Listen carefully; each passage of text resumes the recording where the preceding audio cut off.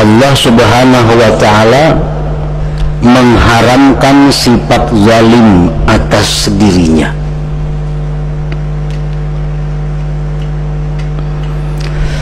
Zalim itu menurut bahasa artinya wad'u syai' bi ghairi mahallihi, menempatkan sesuatu pada bukan tempatnya, itu zalim.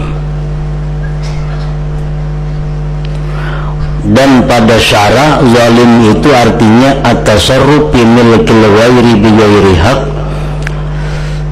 memperlakukan pada milik orang lain dengan tanpa izin, tanpa hak.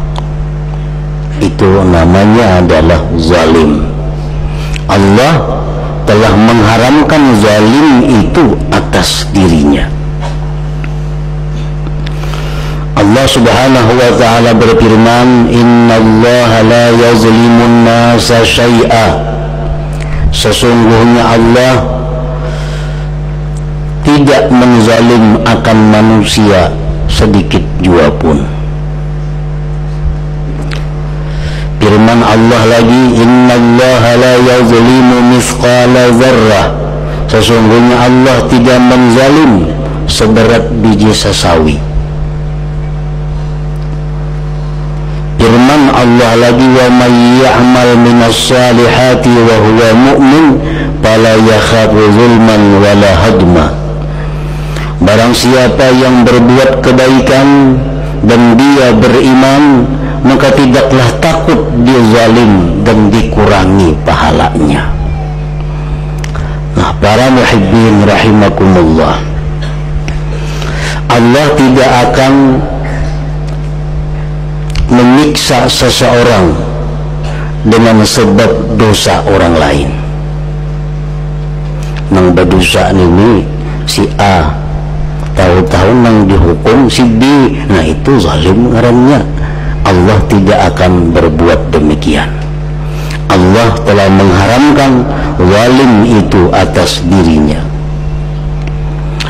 Wa ja'altuhu bainakum muharrama, dan aku jadikan zalim itu di antara kalian wahai hamba-hambaku diharamkan. Fala tazalamu, janganlah kalian saling zalim menzalimi. Para muhibbin rahimakumullah, zalim adalah sesuatu yang dilarang, diharamkan. Berbagai macam jenis bentuk kezaliman. Zulmun ala malil ghair, ada kezaliman atas harta orang lain. Contohnya mencuri, merampok, menipu, memakai milik orang lain tanpa izin. Itu contoh-contoh zalim atas harta orang lain. Kalau demikian pernah kita lakukan, tidak ada jalan selamat selain mengembalikannya kepada yang berhak atau meminta halal kepadanya. Bila mana kita pernah mencuri, menipu, merampok, korupsi, tidak akan selamat di akhirat sebesar apapun ibadah kita. Inyan ini umpamanya 1000 kali umrah, 30 kali naik haji berturut-turut, kan ada sedikit amal kebaikannya, tetapi dia di dalam dunia pernah menzalim atas harta orang lain. Nah, orang ini tidak akan selamat, sebab menzalim harta orang lain tidak ada jalan untuk selamat melainkan mengembalikannya atau meminta halal kepadanya.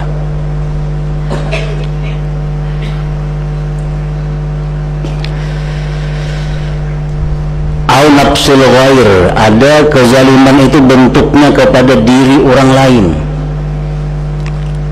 Membunuh dengan tanpa benar, bighairi haq, melukai orang lain dengan tidak benar, menyudut orang lain, memukul orang lain dengan tidak benar.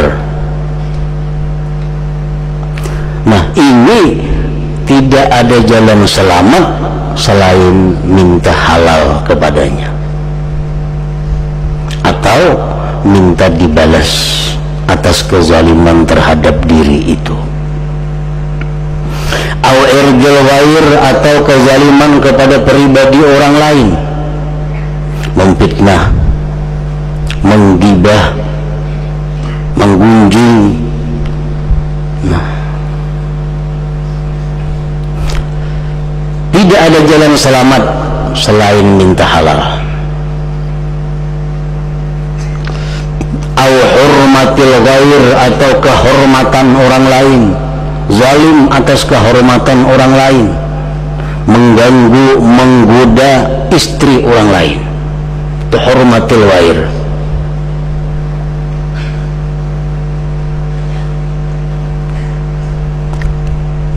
Nah, apabila kita di dalam dunia kadang menyelesaikan masalah terhadap orang-orang yang kita zalim, itu yang disebut Nabi muflis, orang yang bangkrut. Atadruna manil muflis, sabda Rasul, wahai sahabat, tahukah kalian siapa orang yang bangkrut? Qalu al-muflisu minna bina man la dirham lahu wala mata'. Orang yang bangkrut itu, wahai Rasulullah, orang yang tidak ada punya uang, tidak ada punya harta benda. Kebanyakan bisi hutang habis, kada cukup lagi membayar hutang. Nah, itu bangkrut. Qala Rasulullah bersabda, al-muflisu min ummati man ya'ti yawmal qiyamah bi salatin wa zakatin wa siyamin wa ya'ti wa qad syatama hadza wa qazafa hadza wa akala mala hadza wa safaka dama hadza wa daraba hadza fayu'ta hadza min hasanatihi wa hadza min hasanatihi fa in taniyat hasanatuhu qabla inqida'i ma alayhi ukhiza min khatayahum faturihat alaihim thumma turiha finnar. Orang yang bangkrut itu, kata Rasulullah, daripada umatku, orang yang datang pada hari kiamat nanti membawa pahala sembahyang. Ini penyembahyang orangnya, zakat, puasa, pemuasa, datang ke akhirat dengan setumpuk segudang amal kebaikan, dan dia pun datang ke akhirat membawa dosa, pernah mencela orang lain, mendakwa orang lain, memakan harta orang lain, menumpahkan darah orang lain, memukul orang lain. Maka diberikan ini dari kebaikannya, diberikan ini dari kebaikannya. Jika habis kebaikannya sebelum selesai hutang-hutangnya, maka diambil dari dosa-dosa mereka, dilemparkan atasnya, kemudian dia dilemparkan ke dalam api neraka. Nah, ini yang dimaksud bangkrut, kata Rasulullah sallallahu alaihi wasallam. Datang ke akhirat saling banyakkan membawa amal, tapi banyak benar hutang. Ada yang digibahnya, bayar berapa digibah? 70 kali sembahyang. 2 kali menggibah, 70 kali sembahyang. Dibayar demikian umpamanya. Ini menampar orang dengan jalan yang tidak benar, bayar 1000 kali sembahyang. Ini mengambil harta orang, dibayar dengan 1000 kali zakat. Akhirnya habis ibadah-ibadah yang dilakukan, hutang masih banyak. Nah, dosa-dosa mereka itu dilimparkan kepadanya. Nah,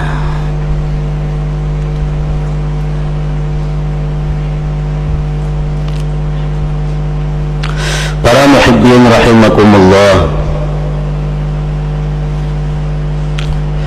wa minaz zulmi, termasuk kezaliman, i'anatu zalim aw mahabbatuhu,